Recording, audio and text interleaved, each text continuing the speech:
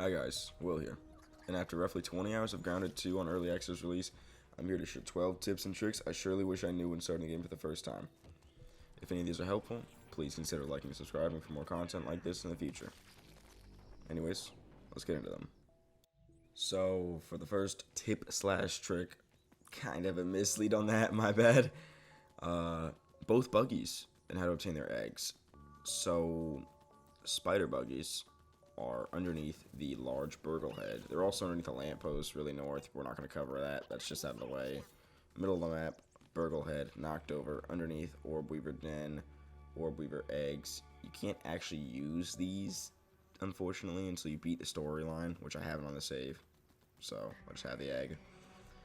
But, fortunately, we can get the ant buggy just south of the burgle head. There's the nursery or the hatchery or whatever, ant hill, the starter ant hill.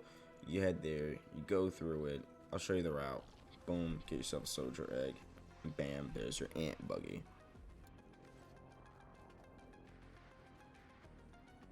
I sped this next bit up for your convenience because wow, I'm kind of an idiot.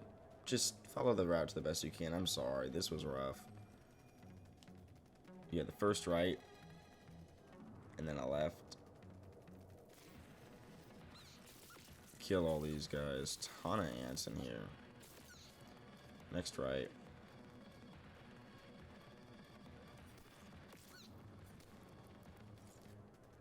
Another right. Just follow the path here.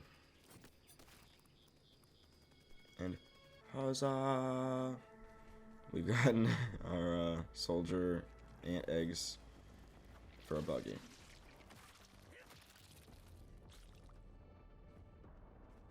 And now, once you've made the long trek home with some grub hide, some sprigs, and some acorn shells, you too can have your very own red ant soldier buggy. Anyways, tip number 2, or trick, I guess, more like tip.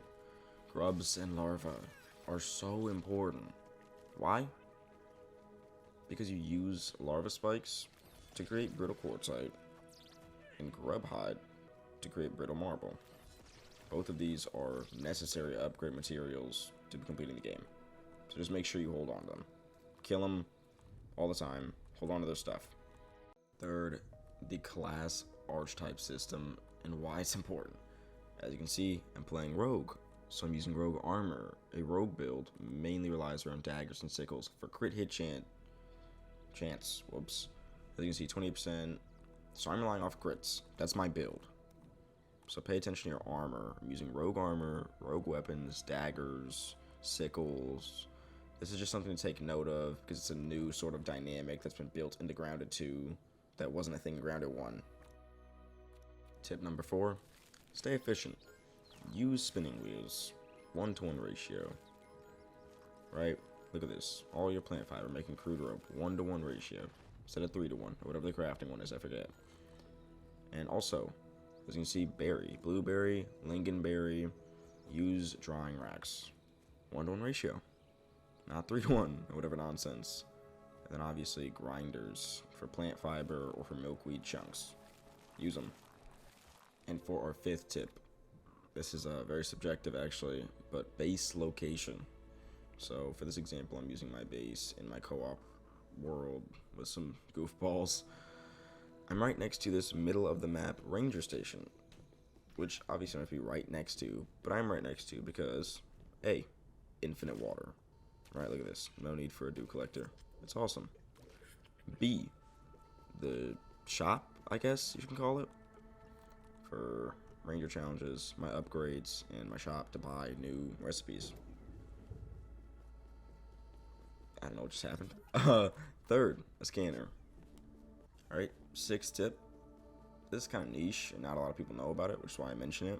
That is game repair. This is an early access game. Your backpack might have fallen out of the map. Now you can get it back with recover backpacks. Literally just sends your backpack back to the start of the game. You can go grab it. Sweet. 7th tip, and is quick stack. Use it. Okay, so this next one's pretty niche. Clay ramps. Super cheap. You can carry clay in your inventory, and you can use them to pretty much scale anything in the game. Obviously, I don't have an example here, but look at this. Floating. They don't care. They don't abide by physics or gravity or nothing. Abuse this. Please. It makes getting to higher places so much easier. Number 9. This is pretty niche, but pretty helpful. If you don't have a spider mount, obviously, and you haven't beaten the game yet, and you have an ant buggy, you use spider ramps. If you use H, the recruit button, you can kind of just walk up them normally with no debuff to your speed. I mean, look at this. Just zooming. Tip number 10. Farm your mutations off of easy to kill enemies. So, spiderlings, lawn mites, red ants, larvae, obviously passive mobs like the weevil here, poor weevil, and aphids, grubs, those sorts of things, they don't count. They don't actually add to the total. So just farm off spiderlings and mites and whatever not. Like, you need, what is it, 200 kills for the max level mutation for all combat mutations. Just kill easy stuff. Doesn't tell you what to kill. Numero 11. Do not hoard quartzite or marble. It is much more accessible in this game than the first. Also, craftable, as I mentioned earlier with larvae and grub bits. Don't hoard them. Level 3 is max anyways. Just upgrade your stuff and have fun. Last but not least, tip number 12. Remember, this is an early access game. There will be bugs like that.